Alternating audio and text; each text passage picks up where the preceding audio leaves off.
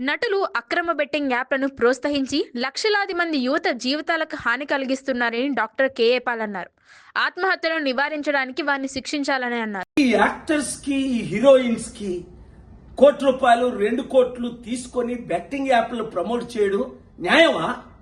తద్వారా ఇప్పుడు మహేందర్ 24 సంవత్సరాల అబ్బాయి డబ్బులు పోగొట్టుకొని సూసైడ్ చేసుకున్నాడు.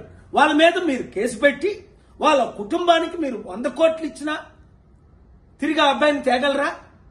ఇంకొక విషయం, పోలీసులు ఇలా కేసులు పెట్టినప్పుడు ఇన్వెస్టిగేషన్ అయిన తర్వాత మళ్ళీ కేసులు ఉపసంహరించుకుంటున్నారట.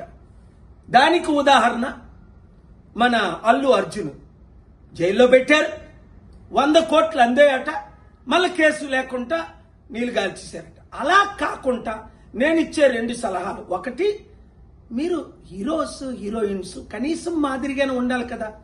మీరు 100 కోట్లు సంపాదించుకుంటున్నారు, మీరు సొంతంగా చారిటీలు చేయండి, లేదంటే నోరు మూసుకొని ఊరుకోండి.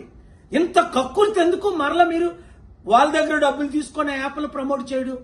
అలాగే కుర్రోలు, అమ్మాయిలు, అబ్బాయిలు ఇలాంటి పనికిమాల పనులు చేయకండి. ఏదో గెలుస్తామని సూసైడ్లు చేసుకోకండి.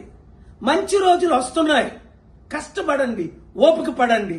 మార్పు రానున్నది, ఆ మార్పును మనం ప్రమోట్ చేస్తాం.